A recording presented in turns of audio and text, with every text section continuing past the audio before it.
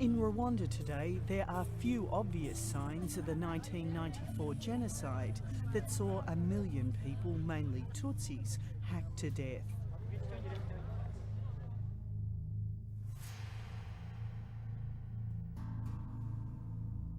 They were killed by government forces, backed by its Hutu militia, the Interahamwe.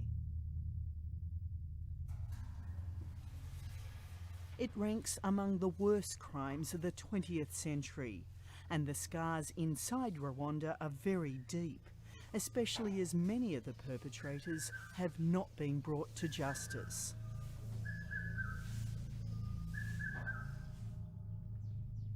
For Kwikwi, the memories of that genocide are still as fresh and as raw 13 years later.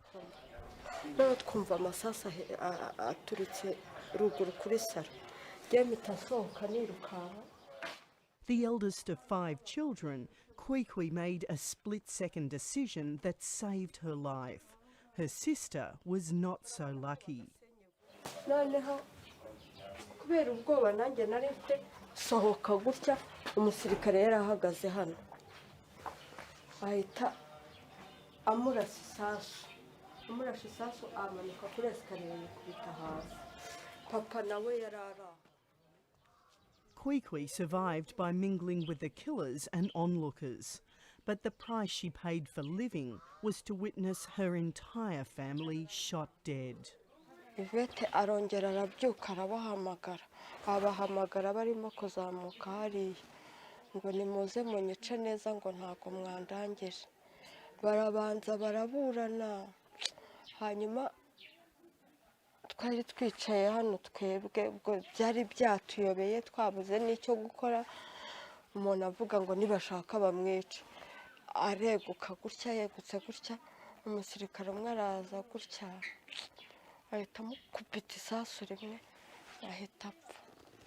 Her sister Yvette, whose arm had been severed when she was first shot, was the last to die.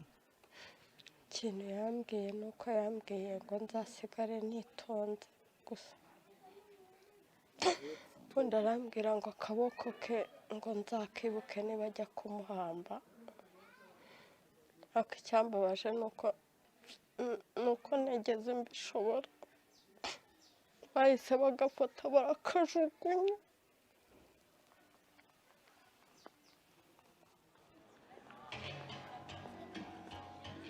The man accused of leading the attacks on Kwikwi's family is Kalikt Maburashamana.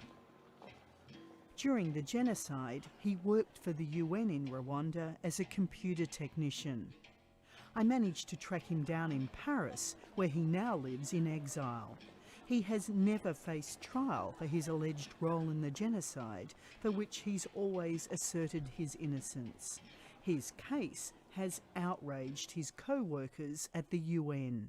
Basically, Calix is alleged to have not only allowed UN equipment to be used by the killers, by the Interahamwe, not only to have managed checkpoints, not only to have identified UN staff to be killed, but he is alleged to have actually been involved in the killing of UN staff, either being present with a militia or even having himself killed UN staff.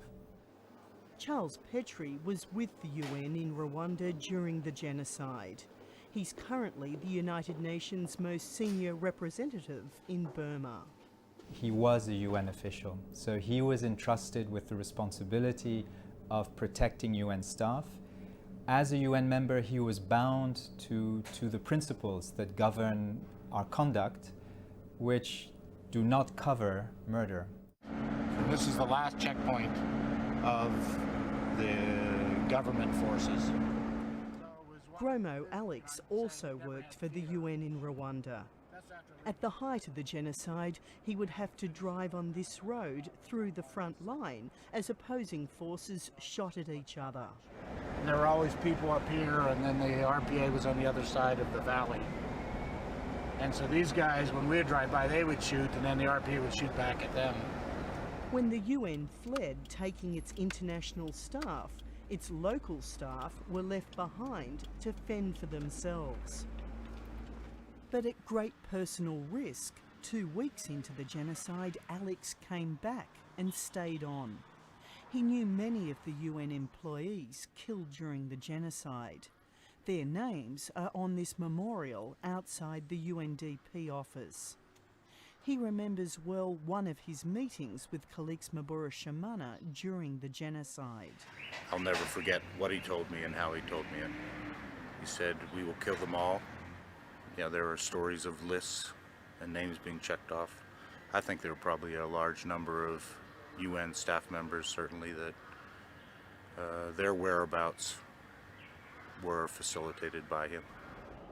Alex is keen to speak out because of the number of his colleagues murdered and because Mabura has not faced trial. Why is it so important to get Calixte Mabura? He did something. I know what he did. I knew what he was responsible for. I know people were terrorized by him. And as a human being, I'm obliged to follow through. I'm not doing this because of any particular individual. I'm not doing it because I hate Barushimana. On the other side of the world in New Zealand, policeman turned barrister Tony Gregg also feels compelled to speak out. I don't know Barushimana. I don't like what he did. And it's not because I knew any of the victims. It's because he is someone who should have been indicted, and he hasn't been. Simple as that. Gregg spent a year working with the UN's International Criminal Tribunal for Rwanda, investigating whether Mabura had a case to answer. It was his investigation that resulted in this indictment being drawn up, accusing Mabura of genocide and directing or taking part in the killing of 32 people, including UN staff. Oh, there's very clear evidence. There's a large number, there's at least a dozen witnesses who have seen him personally at sites, either supervising killings or actually killing. He was put on the case after it was discovered that despite repeated warnings by UN staff and mounting evidence against Mabura, he was still working for the UN.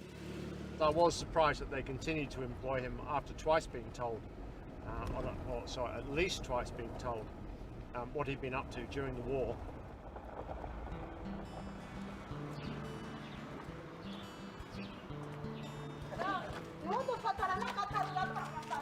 I've come to Rwanda to speak to people who knew Kalix Mabura and were either with him or saw him during the 100 days of the genocide.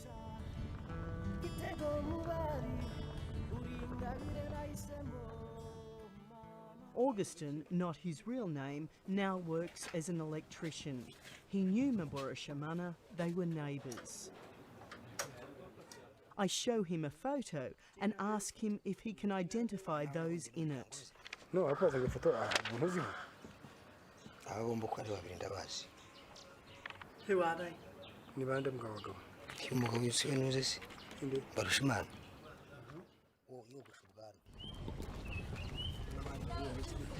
Those who witness crimes committed during the genocide are still at risk of being murdered if they dare speak out. But Augustin agrees to come with me to show me where he says he was a witness to murder.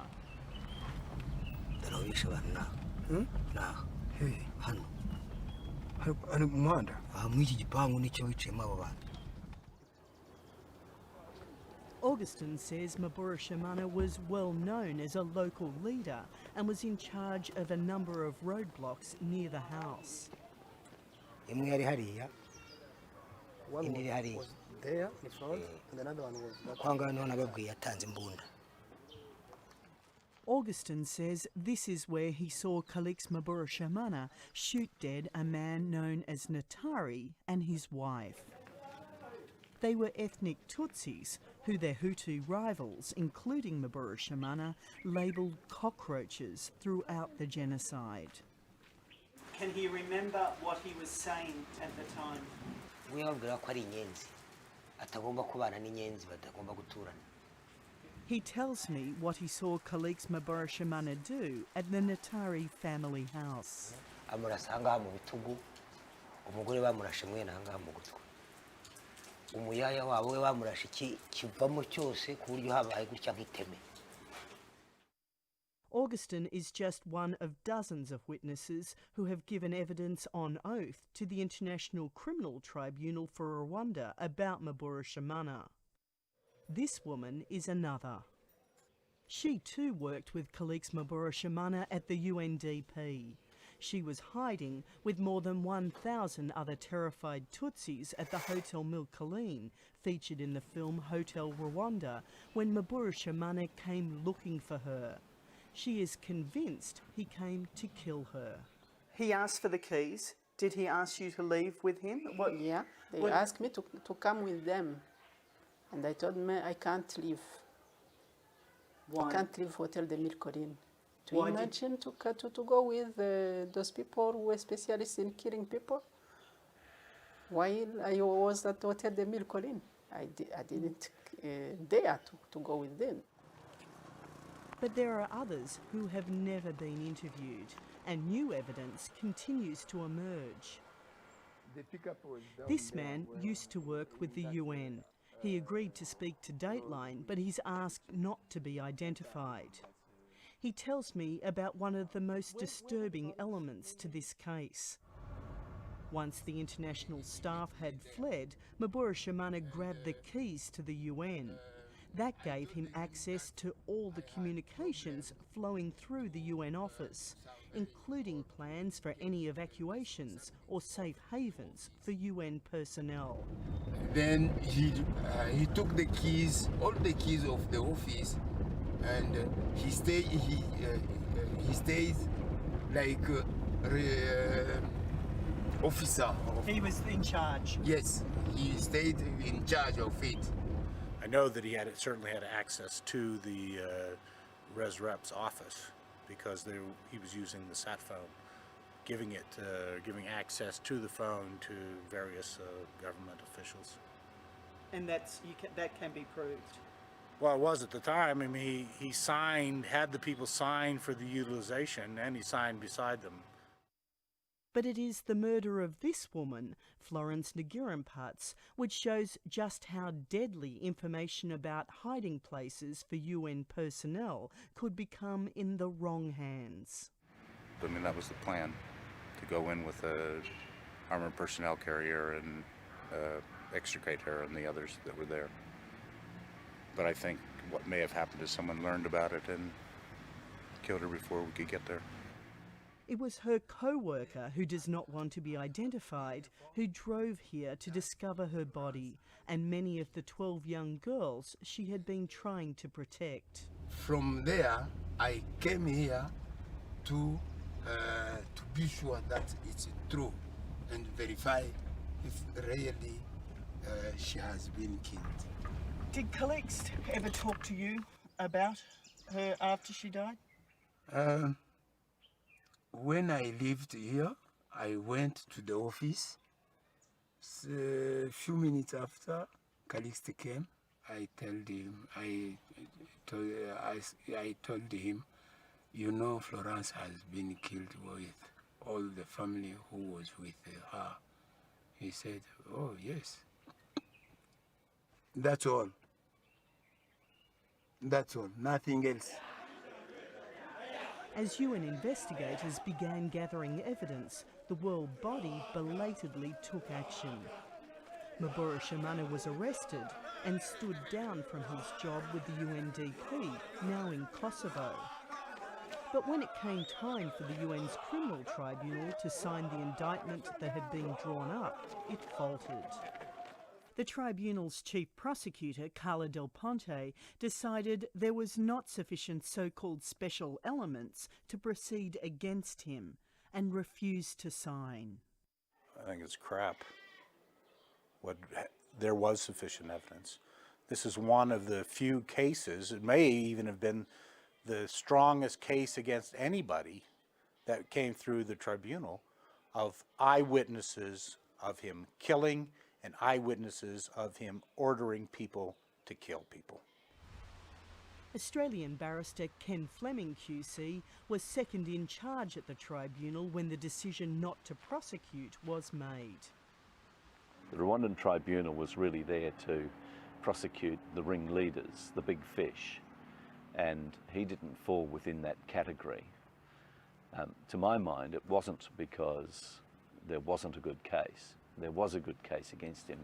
Do you think in hindsight, though, that a special case should have been made against him, considering that he was a UN employee, that he is accused of murdering UN staff?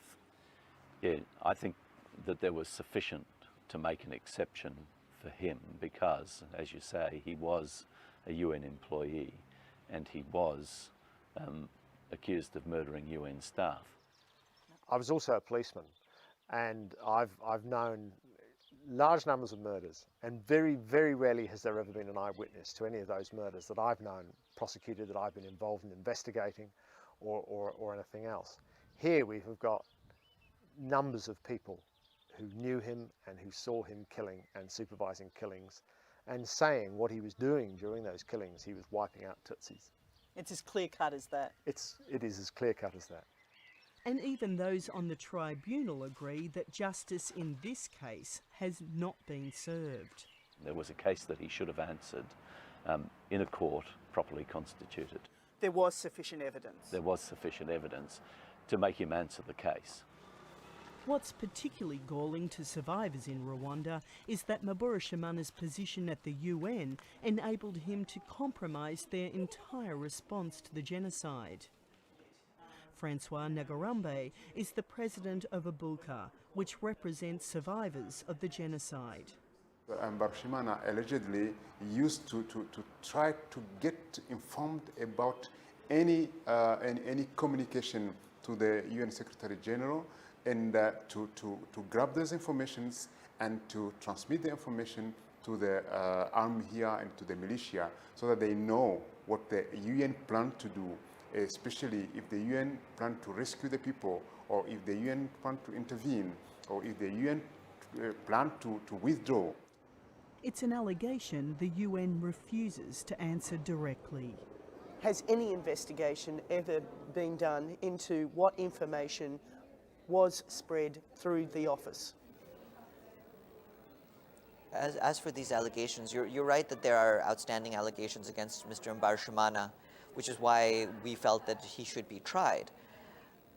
In the absence of such a trial, I can't really comment further on the allegations because these are allegations ultimately that have not been proven, and I cannot react to them as if they had been proven.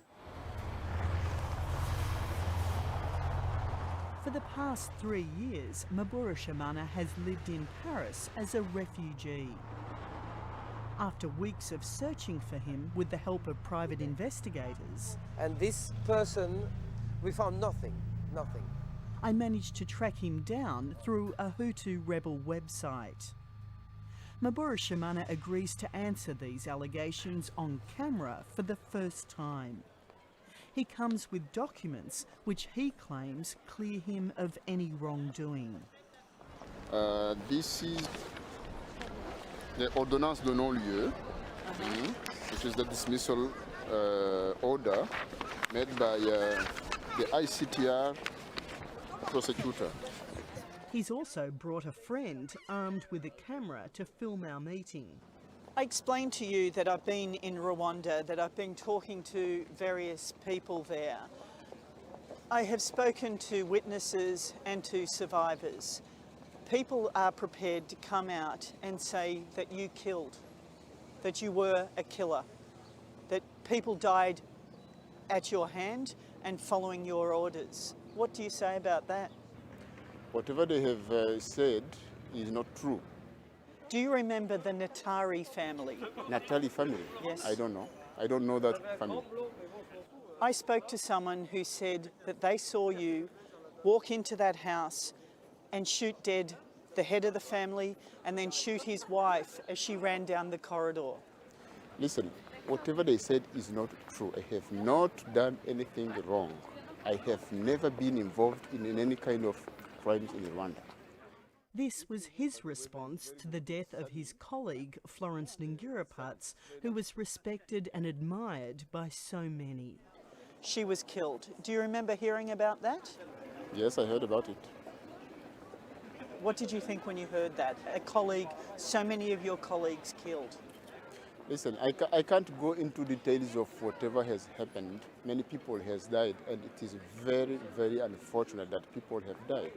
So, what do you want to tell me to do? For now, Maburashamana is a free man. But in Rwanda, the government continues to gather evidence against him and wants him back to stand trial. Emmanuel Rukengera is the government's chief prosecutor for international cases. Ce que je peux dire, c'est que ces pays, à commencer par la France, comprennent qu'il faut pas, comment dirais-je, promouvoir l'impunité et accepter que ces personnes soient jugées ou par leur pays, par les pays dans lesquels ils se sont réfugiés, ou alors les extrader vers le pays qui est le Rwanda, où ils ont commis ce crime de génocide. With the International Criminal Tribunal winding up operations, the Rwandan government is preparing to take over the caseload. But Rwanda's hopes of getting Khalid Mburashamana back to stand trial have struck a major hurdle. Diplomatic relations with France have been severed.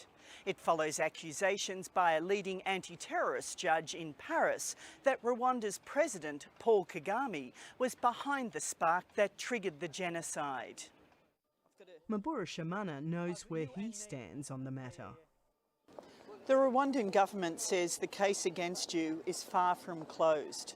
They want you back. They want you back to stand trial. Would you go? No. Why should I go to Rwanda? There is no justice in Rwanda. So to go to Rwanda to face justice is just like to hang himself or to suicide himself. So that's not my case. When the Rwandan government tried to extradite him home from Kosovo in 2001, the International Criminal Tribunal for Kosovo denied the request on the grounds of insufficient evidence. After the decision not to bring Mburashamana before the courts, he took his own legal action. He sued the UN for not renewing his contract, and its administrative tribunal awarded him a year's wages, as the allegations against Mburashamana had never been tested in court. Ultimately, no jurisdiction either tried him or was willing to extradite him, which is why ultimately last year we had, with regret, to comply with the decision by our own UN Administrative Tribunal to pay him back wages that he felt he was owed for when we terminated his contract in Kosovo. He'd broken every rule in the book, literally. He'd failed to obey the standards of an international civil servant. He'd failed to obey the standards of a human being. There was no way on earth that he justifies that payment. An organization that has been constructed and created to address, among other things, the crime of genocide and to ensure that it doesn't happen again, that such an organization is not able to investigate the case, the alleged case against one of its own, against others of its own, I think is damning. What can the UN say to the survivors, to the families of those who were his victims, or his alleged victims? The one thing we can say, and I say this sincerely as someone who's followed this for a number of years, is that we're very sorry. We did not want this to happen. We tried to do everything within our power to get to the bottom of this. And it is painful, not just to a handful of us, but to many people throughout the system. And as disappointed as we are, and believe me, we're disappointed, at the same time, we know enough about playing by the rules that we have resigned ourselves to the fact that this case will not be tried. And we are sorry. And we are sorry to the victims for that.